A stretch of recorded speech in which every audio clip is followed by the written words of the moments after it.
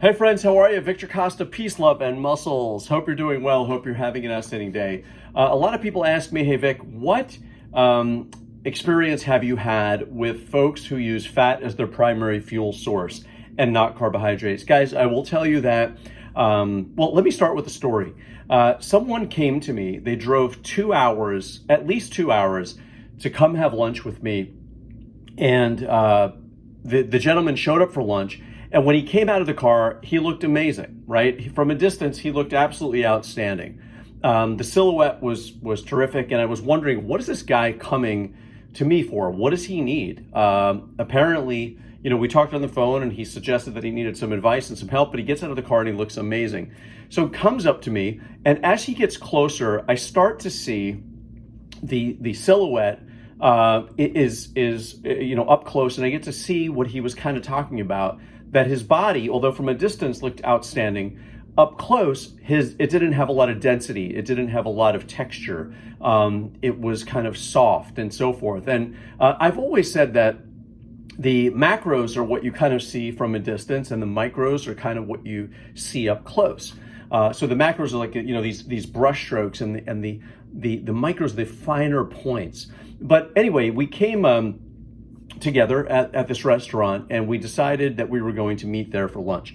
So we go up to the counter to order. It's one of my favorite restaurants. It's a health food place. It's inexpensive. They have a little tray where they actually give you a carb, a veggie, and a protein, and you can kind of ask for extra protein and so forth, and they charge you a little bit more.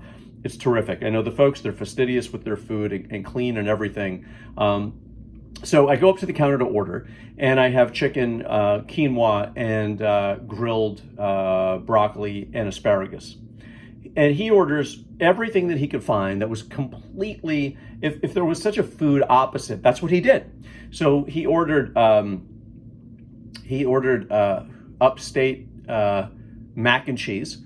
He ordered everything that would have been the opposite of what I had. Yet he drove 2 hours just to have lunch with me and kind of to pick my brain about what I ate. So not only did we sit down for a bit, he started to share with me pretty much his diet, which included heavy cream, lots of eggs, oils, various fats like duck fat and so forth. And I started to talk with him about, in a very gentle way, don't you think that the texture of your body and the things that you are having issues with are because of what you're having? In other words, yes, the guy was actually in good health. He was on no medications. He looked great. He was natural. He wasn't on any drugs. And he had the physique that most people would aspire to have, like I said, from a distance. But he was personally dissatisfied with that. And I said to him, look, after showing me what you've showed me, I will tell you that the majority of athletes, the majority of people that I have worked with that have what you're actually asking for, have the script kind of flipped. They use carbohydrates as their primary fuel source. They don't use fat as their primary fuel source. They use low glycemic carbohydrates as their primary fuel source, to the tune of like 50%. So 50% and higher as a macro component of their nutritional program. So like a 50 to 55, 30 to 35 protein, and then 10 to 15-ish fat. Those are the folks that I have recognized the most progress with, and the folks that are most happy with their physique, and also have this more substantial texture and more actually athleticism, more athletic prowess. I don't know any athletes personally that have that kind of diet where they use fat as their primary fuel source. I like to have fat and carbohydrates.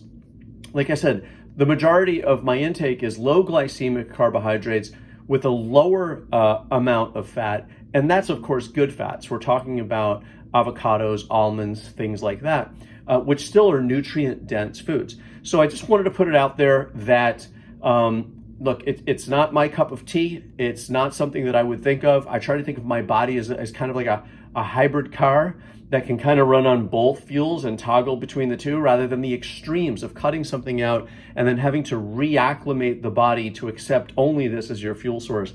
I think we're messing around quite frankly, guys, with a perfect mechanism.